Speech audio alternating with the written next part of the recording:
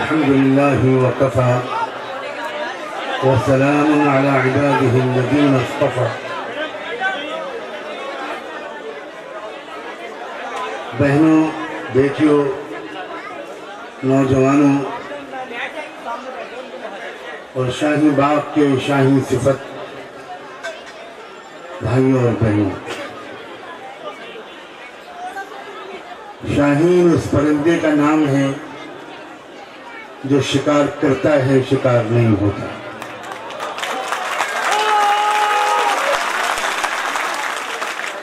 مجھے ایسا لگتا ہے کہ اس نام کا اثر یہاں اس مٹی میں، اس علاقے میں رہنے والے ایک ایک بھائی، ایک ایک بہن، ایک ایک بچے، ایک ایک نوجوان کے اندر چھپا ہوا تھا.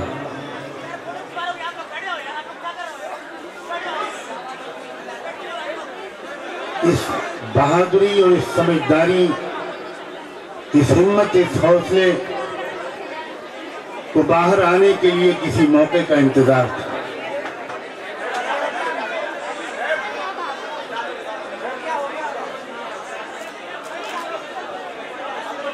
اور وہ موقع ہماری بیوقوف سرکار نے ہمیں دے دیا. میں اس کو موقع کیوں کہہ رہا ہوں؟ ذرا ٹھنڈے دل و دماغ سے پہلے کچھ سمجھنے کی کوشش کریں. آزادی کی لڑائی جو لڑی ہے، جن سورماؤں نے بڑے اونچے سپنے دیکھے تھے، بڑے اونچے خواب دیکھے تھے، بہت امیدیں قائم کی تھیں کہ ہم پوری انسانی برادری کے لیے، پوری مانوتا کے لیے ایک نمونے کا دیش بنائیں گے، جس میں برابری ہوگی، جس میں انصاف ہوگا، جس میں امن ہوگا، ہر ایک کو اپنی سنسکرتی، اپنی تہذیب، اپنے مذہب پر عمل کرنے کی آزادی ہوگی. ایسا سماج بنائیں گے جس کا ہر امیر غریبوں کا خیال رکھے گا، جس میں عورتوں کی، مہیلاؤں کی عزت ہوگی، جس میں ہر ایک کو برابر کی تعلیم ملے گی.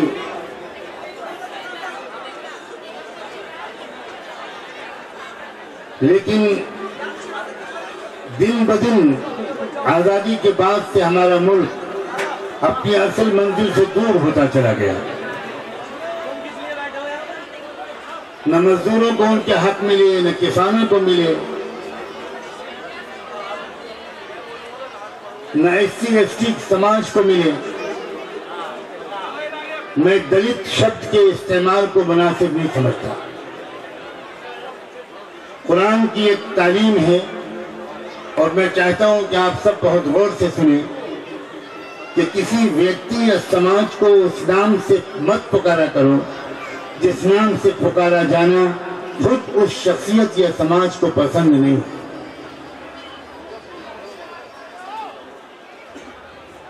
ہزاروں سال سے جن انسانوں پر ظلم ہو رہا تھا، اور برہمنوادی منووادی سسٹم کے خونی پنجے میں جو لوگ جکڑے ہوئے تھے، ان کو پہلے اچھوت کہا جاتا تھا، انٹچبل کہا جاتا تھا، آپریس کلاس کے لوگ کہا جاتا تھا. لیکن جب ہمارا دستور بنا، جب ہمارا سمویدھان بنا، تو اس میں ان کا نام رکھا گیا شیڈول کاسٹ اور شیڈول ٹرائب. میں شروع میں چند باتیں ایسی بتانا ضروری سمجھ رہا ہوں کہ میں محسوس کرتا ہوں کہ ان دنوں میں آپ کی محنت اور قربانیوں کے نتیجے میں بہت جذبات اور جوش تو آ گئے جن کی بہت سخت ضرورت ہے. اور ہماری بہنوں اور بیٹیوں نے تو سارے دیش کے سامنے ایک مثال قائم. میں مبارکباد دیتا ہوں اور سلام کرتا ہوں خاص طور پر شاہین باغ کی بہنوں اور بیٹیوں کو۔ میں نے بھی وہ منظر دیکھا ہے کہ جب 2 مہینے کا بچہ لے کر آپ میں سے کوئی بیٹی یا بہن رات میں دیر تک بیٹھی رہے، سردی کی راتوں میں آپ کا اپنے گھر کے آرام کو چھوڑ کر اپنے ملک کی ترقی کے لیے، سماج کی بھلائی کے لیے، ظلم کے مقابلے کے لیے اور انصاف کے نظام کو قائم کرنے کے لیے اور ایک بہت بڑی تبدیلی لانے کے عظیم مقصد سے اس طرح جمع ہونا، یہ ایک بہت اچھے مستقبل کی علامت نظر آتا ہے۔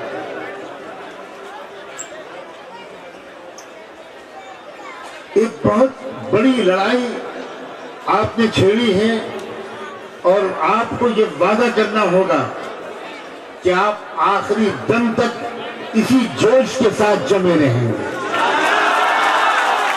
جلدی تھکنا نہیں ہے، جلدی گھر بیٹھنا نہیں ہے۔ قوموں کی زندگی میں ان کی تقدیر کو بدلنے میں اگر کئی سال بھی لگ جائیں گے تو اس کو برداشت کرتی ہیں سمجھدار قومیں۔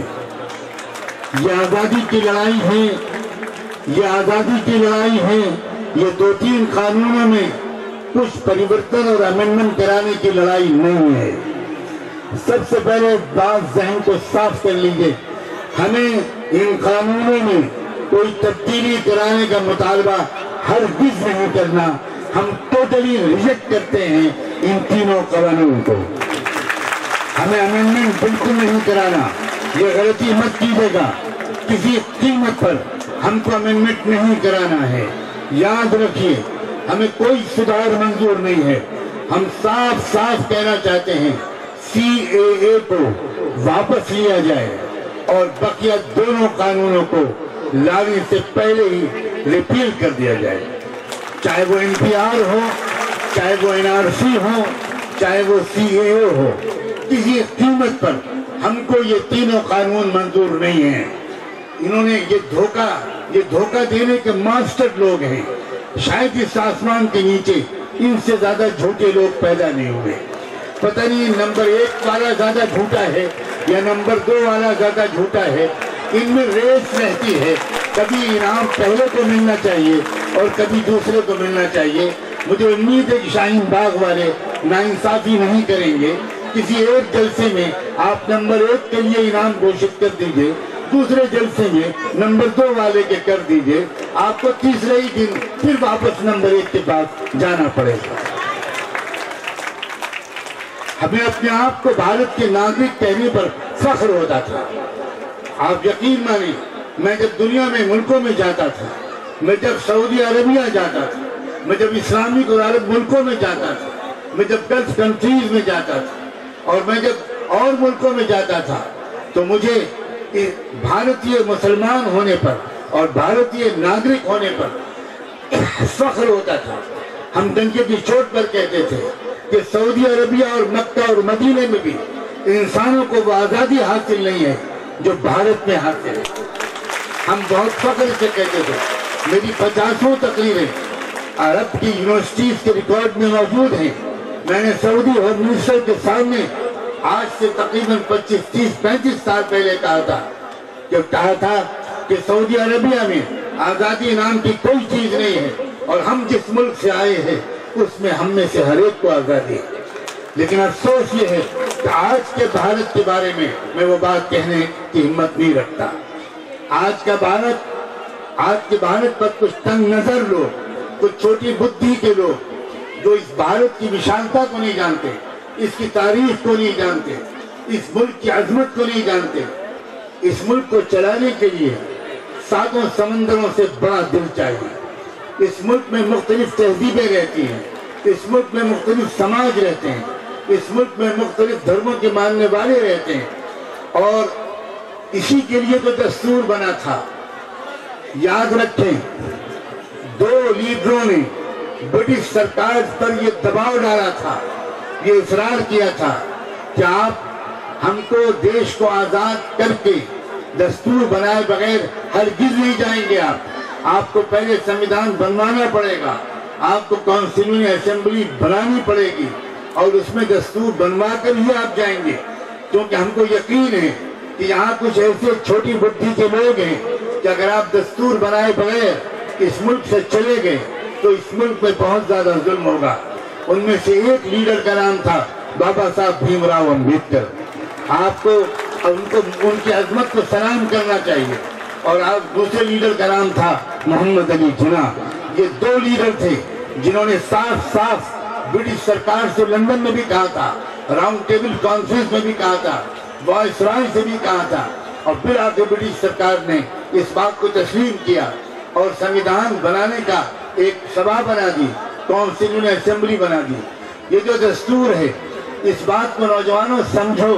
मैं आज गुफ्तगू जज्बाती कम और एजुकेटिव ज्यादा करना चाहता हूँ, ताकि आपके अंदर अवेयरनेस पैदा हो, जानकारी पैदा हो। आपके पास इस लड़ाई के लिए, इस मुकदमे को जीतने के लिए मजबूत आर्गुमेंट्स हों। आप पढ़ी लिखी बच्चियां हैं, आप पढ़ी लिखी बहनें हैं, आप पढ़े लिखे नौजवान हैं। ये दस्तूर है क्या? ये दस्तूर मुख्तलिफ कौमों, मुख्तलिफ फिरकों, मुख्तलिफ पंथों, मुख्तलिफ धर्मों, मुख्तलिफ समाजों के जो नुमाइंदे थे, जिनको चुनकर भेजा गया था कॉन्स्टिट्यूएंट असेंबली में, ये उनका आपस का हम सब की तरफ से किया गया एक एग्रीमेंट है। We the people of India. ये संविधान, ये दस्तूर किसी पॉलिटिकल पार्टी ने नहीं बनाया, किसी के बाप ने नहीं बनाया, ये भारत के अवाम ने बनाया। अब इस दस्तूर की हिफाजत करने का वक्त है, इसलिए कि लोग इस संविधान को बदलने का इरादा कर चुके हैं और एक से एक कानून बनाकर इस संविधान को बदलते चले जा रहे हैं। हम किसी कीमत पर इस दस्तूर को बदलने की इजाजत नहीं दे सकते। और इसमें आप में से एक एक की ताकत दरकार है, आप में से एक एक की कुर्बानी दरकार है, आप में से एक एक की हिम्मत दरकार है, आप में से एक एक की समझदारी दरकार है। मैं दो लफ्ज बोल रहा हूँ, समझदारी भी और बहादुरी भी। सिर्फ समझदारी भी काफी नहीं है और सिर्फ बहादुरी भी काफी नहीं है। जो बहादुरी समझदारी के बगैर होती है वही आतंकवाद बन जाती है, और जो समझदारी बहादुरी के बगैर होती है वही बुज़दिली बन जाती है। आपको सबूत देना है कि हम शाहीन बाग के लोग हैं, हम शाहीन सिफत लोग हैं, हमारे अंदर शाहीन का मिजाज है। शाहीन को जब से ये दुनिया कायम है आज तक किसी शाहीन को कोई बड़े से बड़ा शिकारी शिकार नहीं कर सका।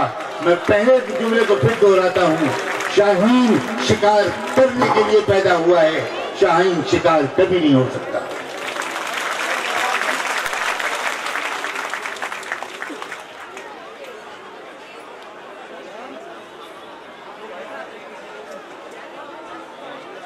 आपको एक मौका मिला है, मैं फिर दोहराता हूं, कौमों की जिंदगी में याद रखिए, कभी भी किसी व्यक्ति और शख्सियत की जिंदगी में, किसी समाज और कौम की जिंदगी में एक से हालात नहीं रहते। कभी बीमारी आती है, कभी खुशी आती है, कभी परेशानी आती है, कभी चैलेंजेस आते हैं। और याद ये भी बहुत अच्छी तरह समझिए, कोई कौम कभी भी आगे और नहीं बढ़ती और तरक्की नहीं कर सकती जब तक कि उसके सामने चैलेंजेस ना आए। जितनी तरक्की नाकामियों और चैलेंजेस के बाद मिलती है, उतनी तरक्की नॉर्मल हालात में नहीं मिलती। अगर हालात नॉर्मल होते तो आप अपने घर में होते, हम अपने घर में होते। ये चैलेंजेस ही हैं जिसने हमको यहाँ लाकर बिठाया है, और ये चैलेंजेस का मुकाबला इस तरह करना है कि इन चैलेंजेस को एक अपॉर्चुनिटी में कन्वर्ट कर देना है, इनको एक शानदार मौका बना देना है। ये चैलेंजेस ही बेदारी पैदा करते हैं, ये चैलेंजेस ही अवेयरनेस पैदा करते हैं। आपको खुद एक एक आप में से इंडिविजुअल को इन कानूनों की तफसीलात भी समझनी चाहिए, ताकि आप अपने जैसे 50, 100, 200 और मर्दों और औरतों को, नौजवानों को समझा सकें। नॉन मुस्लिम भाइयों और बहनों को भी समझाइए, देश की आज़ादी की लड़ाई अकेला कोई समाज लड़कर कामयाब नहीं हुआ था। ये नई आज़ादी की ये जो दूसरी लड़ाई है, اس کو بھی سب کو مل جل کر لڑنا ہوگا. اور یہ بہت بڑی خوشی کی بات ہے. آپ دیکھیے کہ اس منچ پر بھی آپ دیکھیے ایک مسلم سماج کا نمائندہ بیٹھا ہے, ایک ہندو سبھا کا نمائندہ بیٹھا ہے, ایک سکھ سماج کے نمائندے بیٹھے ہیں. کیا یہ اس بات کی علامت نہیں ہے؟ اس دیش کو بانٹنے میں تم کبھی کامیاب نہیں ہو سکتے. اس دیش کی مٹی میں محبت ہے, اس دیش کی مٹی میں آپس میں ایکتا اور اتحاد ہے. تمہیں چھیڑا نہیں تھا, ہم اپنے اپنے کاموں میں لگے ہوئے تھے. شکریہ تمہارا کہ تمہاری عقل ماری گئی اور تم نے ہمیں چھیڑ دیا ہے. اب تم دیکھو گے ہماری طاقت. ہمیں یہ یقین ہے, ہم اس یقین والے لوگ ہیں کہ اس زمین میں جو ہوتا ہے وہ اس زمین و آسمان کے پیدا کرنے والے کے حکم سے ہوتا ہے, اس کی مرضی سے ہوتا ہے, اس کی پلاننگ سے ہوتا ہے. تقدیر کہتے ہیں پلاننگ کو. اور یہ بھی یاد رکھنا, اللہ کی پلاننگ جو ہوتی ہے وہ ایسی زبردست ہوتی ہے کہ اس میں ہمیشہ شروع میں پہیا الٹا چلتا ہوا نظر آتا ہے. یہ ہمیشہ یاد رکھنا, ہمیشہ یاد رکھنا. آپ پڑھے لکھے لوگ ہو, جتنے قصے قرآن مجید میں سچے واقعات انسانی تاریخ کے بیان کیے گئے ہیں, اس میں ہمیشہ جب اللہ نے یہ فیصلہ کیا ہے کہ اپنے سسٹم کو بدلوں گا, ورلڈ آرڈر کو بدلوں گا, اب ظلم کی جگہ پر انصاف کے نظام کو قائم کروں گا, تو پہلے مظلوموں پر ظلم اور اتیاچار بڑھنا شروع ہوتا ہے. یاد رکھنا, جب مظلوموں پر ظلم بڑھنا شروع ہو تو یہ گھبرانے کا وقت نہیں ہوتا. یہی تو اصل میں کلائمیکس کے قریب ہونے کا وقت ہے, یہی اصل میں جنگ کے جیتنے کا وقت ہے. اس راز کو سمجھو, اس بات کو اچھی طرح سمجھو. اگر ظلم کو بڑھتا ہوا دیکھو دنیا کے کسی بھی خطے میں, ظلم اگر عربی میں بھی ہوگا تو ناکام ہوگا, ظلم اردو میں ہوگا تو ناکام ہوگا, ظلم پاکستان میں ہوگا تو ناکام ہوگا, ظلم مکے اور مدینے میں ہوگا تو ناکام ہوگا, اور ظلم اگر بھارت میں ہوگا تو ناکام ہوگا. مظلوموں کے اکٹھا ہونے کا وقت آ گیا ہے.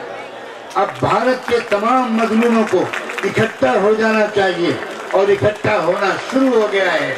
آپ بار بار یہ سین دیکھتے ہیں یہاں بھی اور دیش کے کونے کونے میں. اب مظلوم سماج کے لوگ اور انصاف کے پسند کرنے والے لوگ, سچائی کی گواہی دینے والے لوگ اب یہ آپس میں فاصلوں کو ختم کر دینے کا فیصلہ کر چکے ہیں. اب یہ سب مل کر آپ کو ساتھ لے کر, اور میں تو کہتا ہوں آپ کے پیچھے چل کر اس جنگ کو جیتنے کا وعدہ کرتے ہیں, اس جنگ کو جیتنے کا وعدہ کرتے ہیں. نوجوانوں, تمہیں مبارک ہو, تم ہو اس تحریک کے لیڈر, تم ہو اس تحریک کے قائد. میری بیٹیوں, میری بہوؤں, میری نوجوان بہنوں, تم ہو اس تحریک کے قائد. اس تحریک پر کسی پولیٹیکل پارٹی کا بینر نہیں لگنے دینا ہے. ہم اس تحریک پر کسی قیمت پر کسی پولیٹیکل پارٹی کا بینر نہیں لگنے دیں گے. ہم دھوکہ کھاتے کھاتے تھک چکے. میرے اشاروں کو سمجھنا, ہم دھوکہ کھاتے کھاتے تھک چکے ہیں. اب ہمیں بھروسہ کسی پر نہیں رہا. اب ہمیں بھروسہ اپنی ذات پر اور اپنی قوم پر ہے, اپنے سماج پر ہے, جس کے اندر انسانیت ابھی بھی زندہ ہے. یاد رکھنا, ہمارے ملک کی جو اوور ویلمنگ میجورٹی ہے آج بھی اچھے انسانوں پر مشتمل ہے. یہ مٹھی پر تھوڑے سے لوگ ہیں جنہوں نے زور زور سے بول کر, جھوٹ بول کر, 15 لاکھ کی امیدیں کبھی دلا کر, کبھی اچھے دن کا لالچ دلا کر, کبھی EVM کا غلط استعمال کر کے, کبھی منظر مسجد کا مدعا چھیڑ کر, کبھی ٹرپل طلاق کا نان ایشو اٹھا کر, خدا جانے کہاں کہاں سے یہ ایشو لے کر آتے ہیں. کیا یہ دیش کے مسائل ہیں؟ کیا اس وقت دیش کے ایشوز یہ ہیں جس دیش کے 12 لاکھ کسان خودکشی کر چکے ہوں؟ اس دیش کی پوری لیڈرشپ کو لگ جانا چاہیے اپنے کسانوں کے پروٹیکشن میں, اپنی اکنامک سسٹم کو درست کرنے میں. جس دیش کے میں 45 سال میں اتنا نان امپلائمنٹ کبھی آیا نہیں, اتنا بے روزگاری کبھی ہوئی نہیں. نوجوان کس قدر بے روزگار ہے, جاب نہیں مل رہا ہے لوگوں کو. ابھی چند مہینے کے پہلے کی بات ہے کہ لکھنؤ کی میونسپل کارپوریشن نے ایک اشتہار نکالا, ایک ایڈورٹیزمنٹ نکالا کہ شہر کے گٹر صاف کرنے کے لیے ہمیں نوجوان چاہیے، ہمیں لوگ چاہیے۔ لوگوں نے اپلیکیشن دی، سینکڑوں اور ہزاروں کی تعداد میں اپلیکیشنز آ گئیں۔ جو کمیٹی بیٹھی چیئرمین صاحب کی صدارت میں، انہوں نے پہلی بار یہ فیصلہ کیا کہ ہم صرف ریٹن ایگزام لے کر اپائنٹمنٹ نہیں کریں گے، ہم انٹرویو لیں گے ایک ایک شخص کا، اور ہم دیکھیں گے کہ وہ کون ہے۔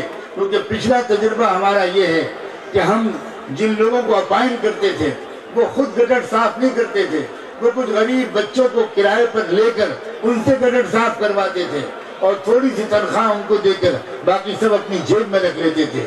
اب ہم پرسنل ان کو، جس کو بھی انٹرویو میں جو کلیئر ہوگا اس کو گٹر صاف کرنے کے لیے گٹر میں اتاریں گے اور اس کا پرسنل ایکسپیرینس اور پرفارمنس دیکھیں گے، کیا وہ گٹر صاف کر سکتا ہے۔ اس کے بعد اپائنٹمنٹ کریں گے، اس کے بعد دیکھیں گے۔ جب لوگ اتر گئے، بڑی تعداد میں اتر کر گٹر کو صاف کر کے دکھایا، اس کے بعد ان کو کال کیا گیا ایک ایک کر کے۔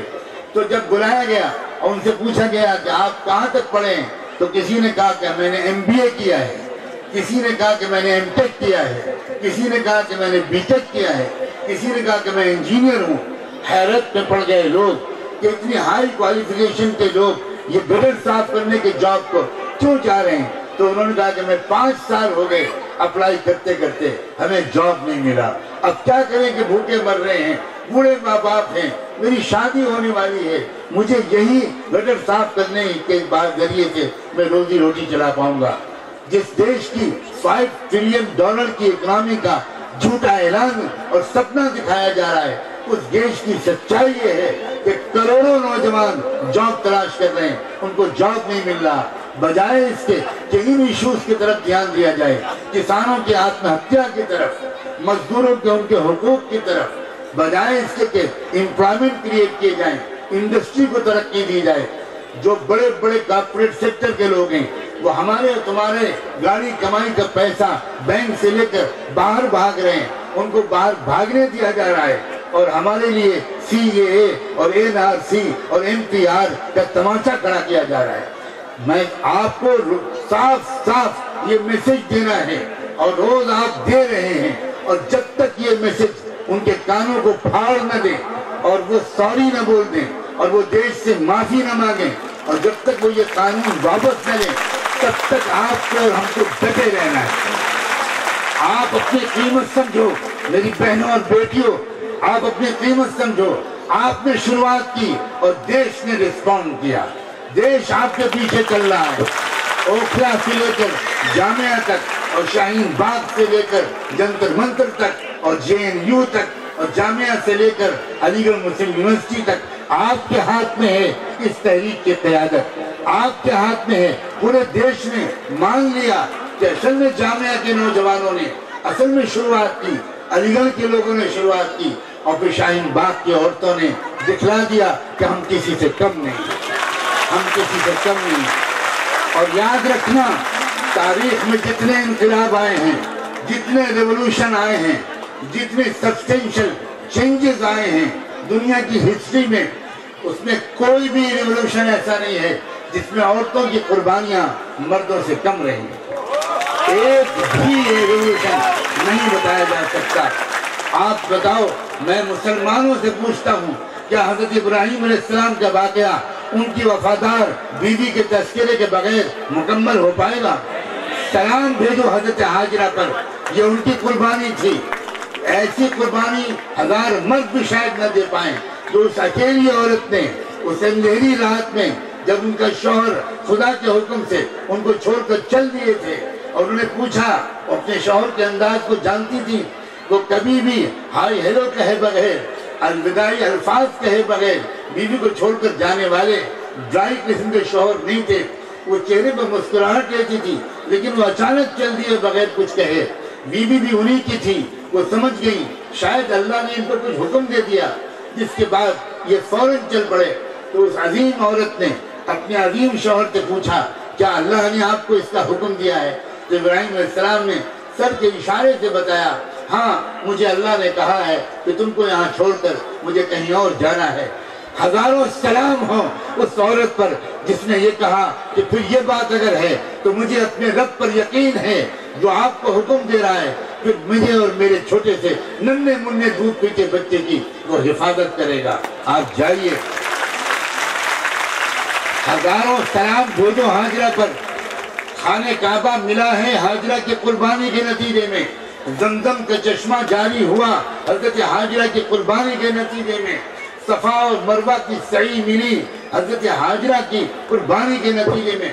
اور یہ بھی جان لو کہ خدا کو خاص طور پر اپنی بندیوں کی قربانیاں کس قدر پسند ہیں، اور وہ کتنا اپریشیٹ کرتا ہے کہ وہ جگہ، وہ دو پہاڑیاں جن کے درمیان حضرت ہاجرہ دوڑتی تھی، اوپر چڑھتی تھی، بچے کو لے کے اوپر نہیں جا سکتی تھی، چھوٹا سا بیبی تھا، اس کو نیچے لٹا کر جاتی تھی، لیکن اوپر اس لیے جانا پڑتا تھا کہ وہ تلاش کرنا چاہتی تھی اوپر سے کہیں کوئی زندگی کے آثار مل رہے ہیں کہ نہیں مل رہے، کوئی پانی، کوئی قافلہ، کوئی روشنی کی کرن۔ اور اوپر جب دیر لگتی تھی تو بچے کی فکر ستاتی تھی، پھر وہ نیچے آتی تھی، پھر اوپر جاتی تھی۔ خدا کو اپنی اس بندی کی یہ ادا اس قدر پسند آئی کہ اس نے فیصلہ کر دیا کہ تم نبی ہو یا بنی یا عام امتی، تمہارا حج اور عمرہ قبول نہیں ہوگا جب تک میری اس بندی کے نقش قدم پر تم بھی نہیں چلو گے۔ یہ ہے خدا کے وہاں عورتوں کا مقام، یہ ہے عورتوں کی قربانیوں کا مقام۔ اور یہ کوئی اتفاقی واقعہ نہیں ہے کہ رحمت دو عالم سیدنا محمد رسول اللہ صلی اللہ علیہ وآلہ وسلم پر ایمان لانے کا شرف مردوں سے پہلے ایک عورت کو ملا۔ سلام ہو حضرت خدیجہ پر۔ یہ کوئی اتفاقی باتیں نہیں ہے۔ اور مکے کی زمین پر سچائی کی حفاظت کے لیے جو پہلی لاش گری تھی، جو پہلا خون بہا تھا، اے عورتوں، اے بچیوں، تمہیں مبارک ہو، وہ بھی کسی مرد کا خون نہیں تھا، وہ بھی ایک عورت کا خون تھا۔ اس لیے میں کہنا چاہتا ہوں، ہمارے دل میں جو امید جاگی ہے، برسوں سے کوشش کے باوجود، جب پتہ چلا کہ شاہین باغ کی عورتیں نکل آئیں، بچیوں نے قربانیاں دی، جامعہ کی گرل اسٹوڈنٹس نے مار کھائی، چوٹ کھائی، اپنے ساتھیوں کو بچایا، اور پھر علی گڑھ میں بھی کیا ہوا، JNU میں کیا ہوا، جب یہ پتہ چلا کہ اب عورتیں نکل آئیں، بچیاں نکل آئیں، تو میرے دل میں یہ امید جاگی کہ اب برق کے پلٹنے کا وقت آ گیا۔ اب منزل دور نہیں ہے، اب منزل دور نہیں ہے۔ تمہارا حوصلہ، تمہارا ایک ایک جملہ تمہارے گھر کے مردوں کو ہمالیہ پہاڑ سے زیادہ طاقت دے دے گا۔ تم اپنی ہمتوں کو پہچانو۔ ماؤں سے کہتا ہوں، اپنے بچوں کو انکریج کرو، قدم پیچھے نہیں ہٹانا۔ یہ دیش کی آزادی کا مسئلہ ہے، یہ کروڑوں مظلوموں کو ان کے چھینے ہوئے حق کے دلانے کا مسئلہ ہے۔ بہنوں کو چاہیے کہ اپنے بھائیوں کو بڑے پیار کے ساتھ اس میدان میں ڈٹے رہنے کی ان کی اپیل کریں۔ بیویوں کو چاہیے کہ اپنے شوہروں کو انکریج کریں۔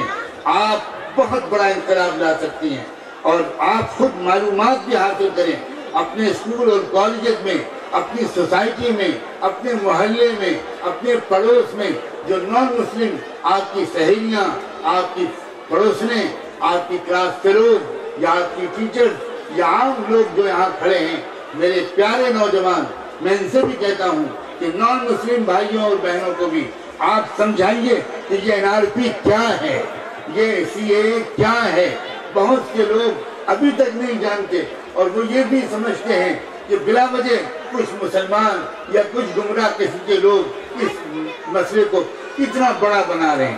اصل میں ان کو جو بتایا جا رہا ہے وہ بالکل جھوٹ ہے، جو کچھ کہا جا رہا ہے وہ بالکل جھوٹ ہے۔ جو سچائی ہے ان قانونوں کی، وہ سچائی جس انسان کے سامنے بھی آئے گی وہ یہی کہے گا کہ بھئی یہ قانون تو بہت زیادہ ظلم پر مبنی ہے۔ میں امید کرتا ہوں کہ آپ کا جوش، آپ کی ہمت، آپ کا حوصلہ، یہ جب تک منزل تک نہ پہنچے آپ، تب تک آپ کو ایک قدم پیچھے نہیں ہٹنا ہے۔ آپ کو ذرا بھی مومنٹم کو کم نہیں ہونے دینا، آپ کو مضبوطی کے ساتھ جمع رہنا ہے۔ اس لیے کہ شاید کچھ لوگ سمجھتے ہیں کہ تھوڑے دن کے بعد لوگ تھک جائیں گے، اپنے اپنے دھندوں میں لگ جائیں گے، اور ہم اپنا بار کاری کر لیں گے۔ آپ کی طرف سے، میں آپ کی اجازت سے ان کو یہ پیغام پہنچانا چاہتا ہوں، سال، 2 سال، 5 سال، 10 سال ہم ڈٹے رہیں گے جب تک کہ تم ان قانونوں کے واپس بھی لوگے اور معافی بھی مانگے۔ تم کو معافی مانگنی پڑے گی، صاف بات یہ ہے، یہ لوکتانترک دیش ہے، یہ سیکولر ڈیموکریسی اس کی رگ و پے میں بسی ہوئی ہے، اس کی مٹی کے اندر سیکولرزم ہے، اس کی مٹی کے اندر ڈیموکریسی ہے، اس کی مٹی کے اندر بھائی چارہ ہے۔ یہ اس کو آپ اس طرح ختم نہیں کر سکتے۔ آپ کو تھوڑی سی سیٹیں پارلیمنٹ میں بائی ہک یا بائی کروک مل گئیں، کس طرح ملی میں اس کی تفصیل جانتا ہوں، لیکن یہاں اس کے تذکرے کو میں نہیں چھیڑنا چاہتا۔ اور آپ نشے میں آ گئے اور آپ یہ سمجھنے لگے کہ آپ جو چاہیں وہ کر سکتے ہیں۔ نہیں، اب بھارت جاگ اٹھا ہے، اب صرف مسلمان نہیں، یہ بھارت جاگ اٹھا ہے، سکھ بھائی جاگ اٹھے ہیں، ہندو سنت جاگ اٹھے ہیں، شیڈول کے لوگ جاگ اٹھے ہیں۔ پورے سکھ برادری اس وقت کھل کر انصاف کے ساتھ کھڑی ہوئی ہے۔ میں سکھ برادری کو بھی سلام بولتا ہوں، ان کے دھارمک رہنماؤں کو اور آنریبل جتھیدار صاحب کو بھی سلام بولتا ہوں، گیانی جی کو بھی سلام بولتا ہوں۔ میں خود دربار صاحب گیا تھا، میں خود بڑے بڑے سکھ گیانیوں سے ملا ہوں، انہوں نے صاف کہا ہے کہ یاد رکھیے پورے بھارت کے مسلمانوں کو یہ پیغام دے دیجئے کہ ہم آپ کے اشارے پر ہیں، آپ جس وقت کہیں گے ہم آپ کی جان، مال، عزت و آبرو اور آپ کے کونسل رائٹس کے لیے آپ کو پیچھے رکھ کر ہم آگے بڑھیں۔ اور یاد رکھنا ایک وقت آتا ہے، ایک وقت آتا ہے، خدا کی تقدیر میں ایک وقت آتا ہے۔ میں نے پہلے بھی کہا تھا پہیہ الٹا چلتا ہے، شروع میں پہیہ الٹا ہمیشہ چلا، موسیٰ علیہ السلام کے زمانے میں چلا، یوسف علیہ السلام کے زمانے میں چلا، اللہ کے رسول کے زمانے میں چلا، ہمارے ملک کی جنگ آزادی میں بھی پہلے پہیہ الٹا چلا۔ 25,000 لوگوں کو پھانسیاں دی گئی، پیڑوں پر لٹکائی گئی ان کی لاشیں، اور کیا کیا ہوا، لیکن بالآخر ملک کو آزادی ملی۔ میں اچھی طرح جانتا ہوں کہ ان قربانیوں کی ابھی ضرورت نہیں پڑے گی، تھوڑی سی قربانیوں سے کام چلے گا۔ یاد رکھنا تھوڑی سی قربانی، تھوڑی سی ہمت، تھوڑی سی مردانگی وہ دکھانے سے کام چلے گا۔ اور میں آپ کی طرف سے پورے ملک میں مسلسل ٹریول کر رہا ہوں، میں آپ کی طرف سے پورے ملک میں پیغام پہنچاؤں، آپ کی اجازت ہے میں پہنچاؤں پورے ملک میں اس بات کو، میں آپ کی طرف سے اس پیغام کو پہنچانا چاہتا ہوں، اس لیے کہ آپ نے پہل کی ہے اور آپ ہی کو آخر تک لیڈ کرنا ہے۔ آپ کی ذمہ داری زیادہ ہے، آپ کی ذمہ داری زیادہ ہے، اس لیے میں آپ سے کہہ رہا ہوں، اے نوجوانوں، میں آپ سب سے بھی کہہ رہا ہوں کہ یہاں کھڑے ہو، کاش کہ میرے پاس وقت ہوتا اور میں آپ سب سے الگ الگ آ کر ملتا، آپ کی روشن پیشانیوں کو چومتا اور آپ سے کہتا کہ خدا نے تم خوش نصیب ہو کہ تم کو چنا ہے اس ملک کے مظلوموں کو ان کا حق دلانے کے۔ یہ معمولی نیکی نہیں ہے، یہ معمولی عبادت نہیں ہے، یہ معمولی سعادت نہیں ہے۔ ایک کتے کے پلے کو پانی پلا دینے پر زندگی بھر کے گناہوں کو جو شفیق پروردگار معاف کر سکتا ہے، وہ کروڑوں مظلوموں کو ان کے حقوق دلانے والے لوگوں کو کس قدر آسانی کے ساتھ معاف کر کے ان کو جنت کے اعلیٰ مقامات تک پہنچائے گا۔ ہماری یہی تمنا ہے، ہماری یہی آبرو ہے۔ ہمیں کسی سے نہ داد چاہیے، نہ ہمیں کسی سے انعام چاہیے۔ ہمیں انعام اگر چاہیے تو اپنے مالک سے چاہیے، اس کی رضا چاہیے، اس کی مغفرت چاہیے۔ اپنے کیریکٹر کو مضبوط کرو، ہمتوں کو بلند کرو، کیریکٹر کو پاک صاف کرو اور خدا سے استقامت مانگو، انشاءاللہ فتح تمہاری ہوگی۔ میں امید کرتا ہوں کہ میری یہ حاضری جائے گا نہیں جائے گی۔ میں آپ کی طرف سے پورے ملک کو یہ پیغام پہنچا رہا ہوں کہ اس پورے تحریک کو جاری رکھنا شاہین باغ کی بیٹیوں اور بہوؤں کا یہ پیغام ہے، بہنوں کا یہ پیغام ہے، نوجوانوں کا پیغام ہے، جامعہ اور اوکھلا کا یہ پیغام ہے، اس در و دیوار کا یہ پیغام ہے۔ بس میں آپ سب کا شکریہ ادا کرتا ہوں، بہت بہت شکریہ، بہت بہت شکریہ، بہت بہت شکریہ۔